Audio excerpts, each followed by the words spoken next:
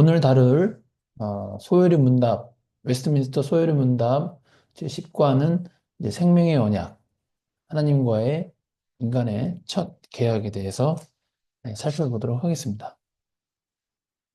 하나님께서 사람을 창조하신 후에 완전한 어떤 순종, 순복의 조건으로서 생명의 언약을 인간과 맺으셨습니다. 이 언약에서 하나님은 선악을 알게 하는 나무의 실과를 먹는 것을 어떤 사망의 벌로 이렇게 금지하셨죠. 이 과에서는, 그러니까 10과에서는 하나님이 인류 역사 초기에 생명 언약, 또는 행위 언약이라고도 부르는데 이 생명 언약으로 인간을 통치하셨음을 우리가 배울 수 있습니다. 하나님은 현재 이제 은혜 언약이라는 새롭고 더 나은 방법으로 하나님께서 선택하신 자들을 이게 영원한 생명으로, 그러니까 구원으로 인도하고 계십니다. 하나님과 인간 사이의 언약은 어떤 동등한 위치에서의 쌍방간의 계약이 아닙니다. 하나님은 그의 절대적인 주권으로 일방적인, 그러니까 하나님 일방의 언약을 체결하신 거고, 인간이 하나님으로부터 무엇인가를 얻을 권한이 있다라는 생각은 굉장히 잘못된 생각인 것이죠. 소요리 문답 12문 한번 같이 읽겠습니다. 사람이 창조받은 지위에 있을 때에 하나님께서 그에게 행하신 특별한 섭리는 무엇입니까? 그 답도 한번 같이 읽어보겠습니다. 하나님께서 사람을 창조하신 후에 완전한 순종을 조건으로 생명 언약을 맺으시고 선악을 알게 하는 나무의 열매 먹는 것을 사망의 벌로써 금하셨습니다. 이 소일 문답 12문과 문답과 관련된 성경 구절들 몇 구절이 있는데요. 한번 같이 읽어보도록 하겠습니다. 창세기 2장 16절에서 17절. 여호와 하나님이 그 사람에게 명하여 이르시되 동산 각종 나무의 열매는 내가 임의로 먹되 선악을 알게 하는 나무의 열매는 먹지 말라. 내가 먹는 날에는 반드시 죽으리라 하시니라. 호세아 6장 7절.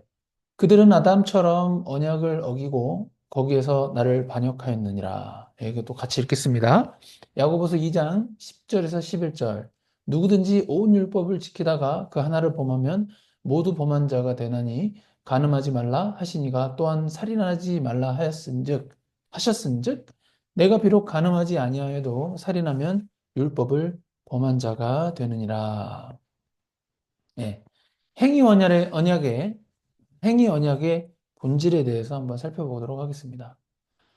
하나님의 주권에 의한 거죠. 그러니까 하나님의 주권에 의해서 이제 행위 언약을 맺으셨는데 하나님은 그 계약의 종류와 기간을 어떤 인간과 상의하지 않으시고 하나님의 절대적인 주권으로 하나님의 일방적인 언약을 인간과 체결하셨습니다. 그리고 이 언약의 조건은 하나님이 생명을 주시는 조건으로서 인간의 순종을 요구하셨습니다. 그러나 여러분도 잘 아시다시피 첫 인간 아담이 선과 악을 알게 하는 나무의 실과를 먹는 불순종으로 인해서 사망의 벌, 영원한 사망이죠. 예, 사망의 벌이 이제 선언되었습니다. 이 행위 언약은 마치 아기가 개에게 뼈다귀를 주기 전에 순종을 요구하는 것과 유사합니다. 그러니까 여기 헷갈리면 안 되는 게 어, 선과 악을 알게 하는 나무의 실과를 열매를 먹지 말라는 이 행위, 그만 행위, 예, 그거에 대한 언약이죠. 그래서 이, 이 행위 언약은 다시 한번 말씀드리지만 마치 아이가 이 그림에서 보시는 바와 같이 개에게 뼈다귀를 주기 전에 그 개에게 순종을 요구하는 것과 유사합니다. 그래서 이 그림이 참 잘 나왔죠? 예, 아이가 먼저 개에게 뼈를 주겠다라고 결정한 거죠. 그 결정이 먼저 있어야 되는 거죠. 그리고 그 개가 이 뼈를 얻기 위한 조건도 아이가 일방적으로 정했습니다. 그래서 개는 보상이 있든지 없든지 개의 주인인 아이에게 복종할 의무가 있는 것이죠. 이와 같이 하나님은 아담에게 생명을 약속하셨지만 그 선물을 주시기 전에 어떤 아담이 해야 할 순종, 그 행위, 그러니까 먹지 말라는 걸 먹지 않는 그 순종을 요구하셨던 것입니다. 이래서 우리는 행위 언약이라고 불리는 이유입니다. 그것이 행위 언약이라 불리는 이유입니다. 행위 언약의 이제 공정성에 대해서 한번 살펴보도록 하겠습니다. 이제 아담의 능력인데요. 아담은 하나님이 요구하시는 말을 행할 능력을 가진 자로 이렇게 하나님의 지음을 받았습니다. 하나님이 이렇게 창조하셨죠. 그래서 그 관련된 구절을 보시면 전도서 7장 29절인데 내가 깨달은 것은 오직 이것이라 곧 하나님은 사람을 정직하게 지으셨으나 사람이 많은 꾀들을 낸 것이니라. 예. 그래서 처음에 하나님께서 아담을 만드셨을 때는 분명히 아담은 죄가 없었고 아담은 죄가 없었지만 그러나 아담은 또한 사탄의 꾀임도 알 수 있었던 존재였죠. 그때 당시에는 또 좋은 환경이었습니다. 그래서 하나님은 아담을 불순종에서 지키기 위해서 여러 좋은 것들로 이렇게 둘러싸셨죠. 에덴 동산이었잖아요.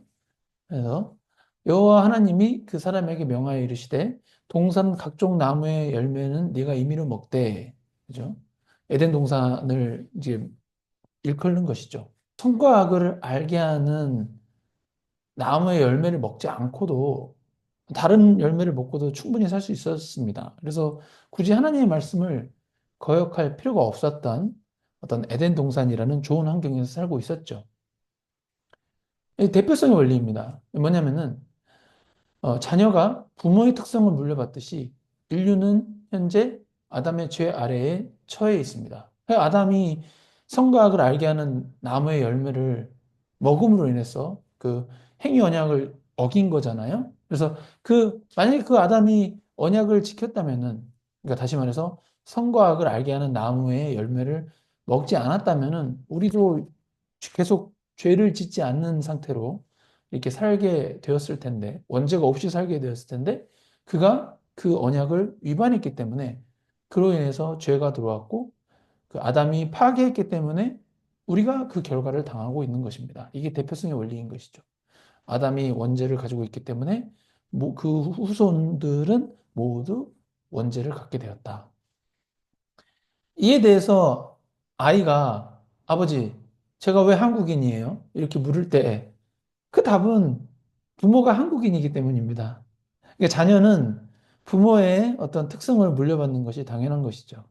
그래서 마찬가지로 인류가 아담의 죄 아래 있다는 사실에는 불공평함이 없다라고 보셔야 되겠습니다. 하나님의 섭리와 아담의 역사적 실제성에 대해서 한번 살펴보겠습니다. 하나님은 모든 피조물과 행위를 통치하시면서도 어떤 죄의 조성자는 아니십니다. 이는 우리가 완전히 이해할 수 없는 신비이긴 하지만 이 죄는 사람의 불순종으로 인해서 들어온 것입니다. 성경이 이렇게 가르치고 있습니다. 모든 일은 그의 뜻에 결정대로 일하시는 이의 계획을 따라 우리가 예정을 입어 그 안에서 기업이 되었으니, 그러니까 하나님의 예정론이죠.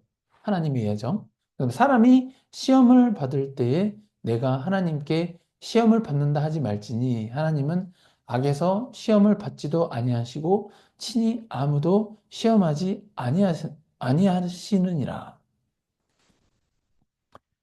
예, 아담의 역사적 실제성입니다. 창세기 1장에서 3장은, 창세기 1장부터 3장까지는 실제 아담에 대한 역사적 사건의 기록입니다. 아담을 단지 상징적 인물로 보려고 하는 현대신학의 어떤 위험한 경향을 우리는 경계해야 합니다. 아담의 실제성을 부인하는 것은 그리스도의 실제를 부인하는 것과 같습니다. 한 사람이 순종하지 아니하므로 많은 사람이 죄인 된 것 같이 한 사람이 순종하심으로 많은 사람이 의인이 되리라. 예. 행위 언약에서의 아담을 믿지 않는다면 은혜 언약에서의 예수 그리스도가 우리를 위해 행하신 것도 믿지 못하게 되기 때문에 우리는 아담의 실제성을, 역사적 실제성을 믿어야 하겠습니다. 감사합니다.